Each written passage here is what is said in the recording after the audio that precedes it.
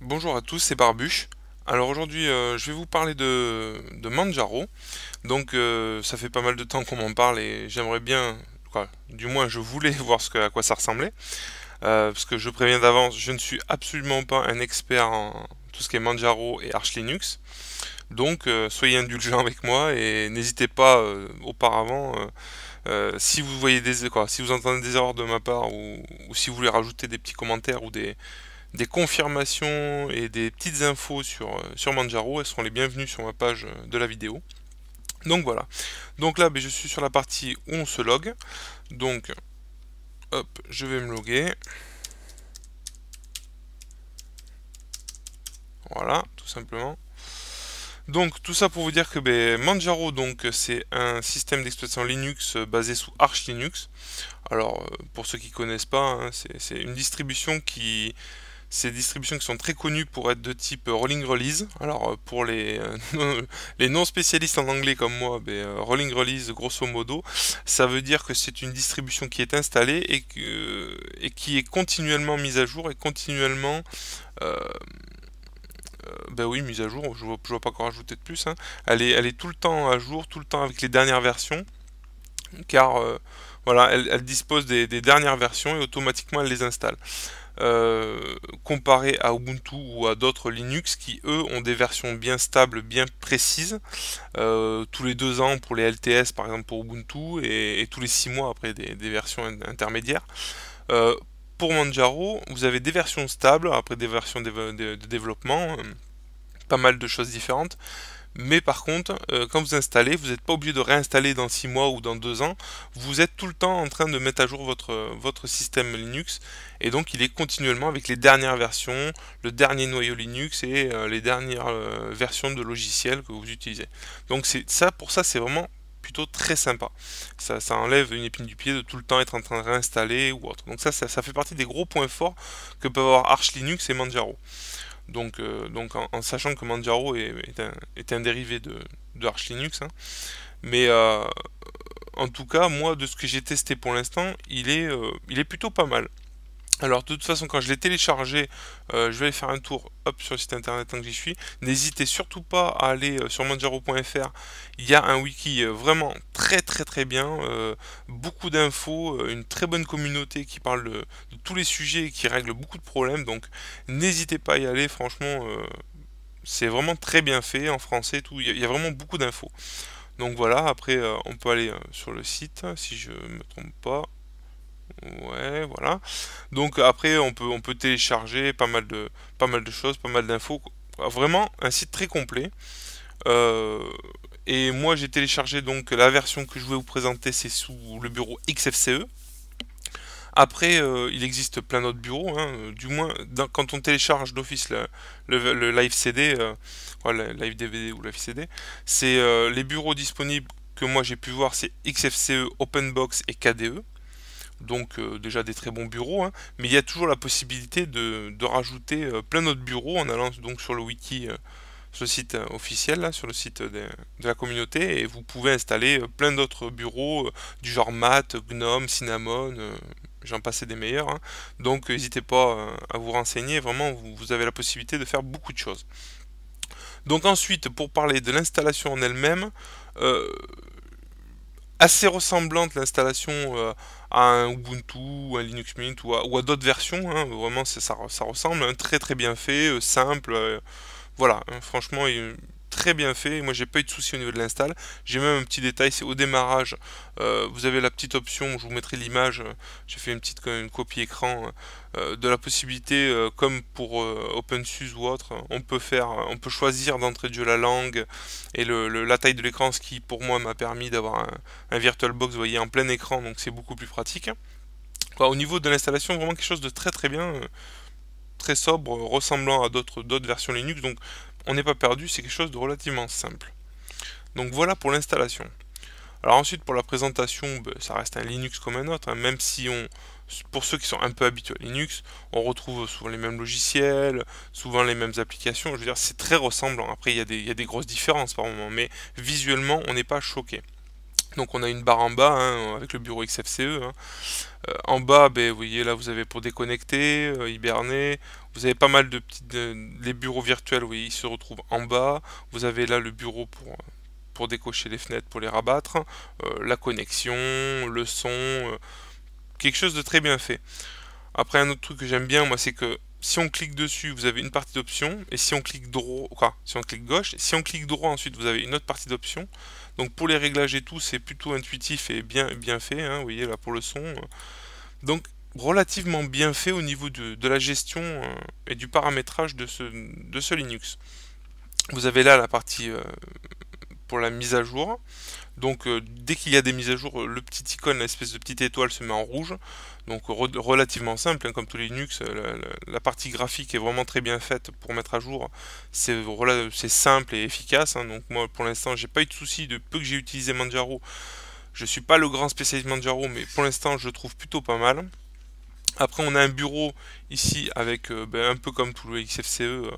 Les petits onglets à droite avec les logiciels à gauche, hein. Donc il suffit de cliquer, voilà, hein, avec vos favoris. Il suffit de cliquer droit ensuite pour mettre ou rajouter ou enlever des favoris. Voilà, après on peut l'agrandir le menu. On a accès là aussi à l'instinction de l'ordinateur, des connexions, changement d'utilisateur, bon, pas mal de petites choses. Un truc sympa, le petit bouton là pour accéder aux paramètres de réglage de ce Linux. Donc ben, relativement ressemblant à d'autres Linux, hein. On va pas, bon, il a ses petits paramètres, ses propres modifications, hein. On va pas non plus rentrer dans tous les détails, mais il y a énormément de réglages, donc vraiment très bien. Hop, lui, on les a fait, voilà. Donc je disais oui, donc pas mal de réglages, possibilité de faire beaucoup de choses, donc vraiment je vais pas tout vous montrer, mais bon, quand on rentre dedans, oui, il y a énormément de petits réglages, c'est très bien fait, très bien pensé. C'est très bien traduit aussi, il n'y a pas de souci de langue. Donc voilà. On a aussi en bas l'éditeur de paramètres. Alors lui, hop, c'est pour le bureau. C'est pas du tout ça que je voulais vous montrer. Voilà, plutôt ici. Donc là, vous avez une barre avec tout ce qui est par feu, la session de démarrage, tout ça. Et Manjaro, gestionnaire de paramètres. Alors là où ça peut être intéressant, donc là, on va taper le mot de passe. Voilà, il va se lancer. Voilà. Donc là dans cette petite partie qui est bloquée, on a la possibilité donc de gérer la détection du matériel, le langage, des petits détails qui sont très importants dans cette version, et dont aussi le kernel, c'est-à-dire le noyau Linux. On peut changer le noyau Linux et l'installer, c'est pour ça que je vous disais c'est un rolling release. On installe quotidiennement, régulièrement les nouvelles versions pour mettre à jour le noyau et pour combler les failles de sécurité et tout ce qui s'ensuit, hein, bien sûr. Donc là, ben, il suffit d'installer, vous avez tout le système graphique là pour installer donc le nouveau noyau. Vous voyez, actuellement moi j'ai celui-ci d'installer. Vous en avez plusieurs, dont un LTS, vous voyez, le 3.14.13-1. Donc après, ça c'est chacun fait ses petites mises à jour et ça remet son PC à jour. Donc c'est vraiment très bien fait. Donc voilà pour tous les paramètres relativement simples, franchement, il est très facile à prendre en main, hein. Il ressemble pas parfaitement à d'autres Linux, hein. Il n'y a pas de gros choc non plus, hein, mais il est très performant, très bien fait et extrêmement personnalisable. Vraiment, on peut tout changer, tout modifier. C'est le gros avantage de Arch Linux et Manjaro. C'est vraiment des Linux où vraiment on peut tout faire. Alors le petit bémol, je dirais, moi je le trouve très bien, mais pas forcément adapté pour des grands débutants. Alors ce qui ne veut pas dire qu'ils ne peuvent pas se lancer dessus, hein. Les tout débutants peuvent se lancer sur Manjaro. Il y a un très bon wiki, il y a tout ce qu'il faut pour se lancer dessus, mais il faut vraiment se lancer à fond et pas avoir peur de mettre la main dans le cambouis parce que il peut y avoir des bugs, il peut y avoir quelques trucs bon, moi je suis pas encore grand spécialiste Manjaro, hein, mais je l'ai vraiment adoré cette version, elle est vraiment sympa, mais elle me fait peur dans le sens où voilà, je suis pas habitué, donc je pense qu'il faut prendre le temps de le connaître et de bidouiller un peu dessus pour vraiment y être à l'aise. Alors là où moi j'ai plus petit bémol, on va dire ça comme ça, c'est pour installer le logiciel. Donc pour installer le logiciel, le système utilise donc le logiciel Pacman et Yaourt. Alors Pacman, oui, moi ça me fait marrer parce que ça me fait penser au jeu, au bon vieux jeu d'autrefois, ce bon vieux Pac-Man, mais bon, bref. Donc, je ne sais pas s'il y a vraiment un rapport avec le logiciel, mais quand on regarde ici, il s'appelle pas Mac. Alors, je sais pas du tout, hein. Après, je suis pas un grand spécialiste de tout ce que j'ai pu récupérer. Voilà, hein, j'ai fait ce que j'ai pu, on va dire. Bon, voilà, donc grosso modo, ce gestionnaire de paquets, il est très bien fait, très efficace. On a la possibilité donc de faire des recherches. Donc, par exemple, moi, je vais vous taper SM Player, le logiciel que j'aime bien utiliser pour lire les vidéos. Donc je tape là, voilà. Donc vous voyez là je l'ai installé, j'ai cliqué là et j'ai fait installer sur le bouton qui est en haut. C'est relativement simple, après il suffit, on a toutes les infos, les dépendances, voilà, il y a beaucoup de détails. Alors je suis pas le grand champion de tout ça, donc c'est pour ça que ça me fait un peu peur, parce que je suis un peu perdu dans tous ces boutons et dans tous ces réglages. Donc j'avouerai que c'est vrai que ça me fait un peu peur. Bon, petite option, et que je dis tant que j'y pense, si on coche là, recherche depuis AUR, OR, ou je sais pas comment on le dit, ça c'est le dépôt, on va dire non officiel, mais bon, le dépôt de Manjaro. Donc on peut faire la même chose et rechercher les paquets sur ce dépôt là, qui est normalement prévu pour Manjaro. Mais on peut utiliser aussi les paquets apparemment d'Arch Linux, hein, c'est comme ça que ça fonctionne. Donc voilà, donc vous avez la possibilité de changer pas mal de choses, de rechercher des logiciels.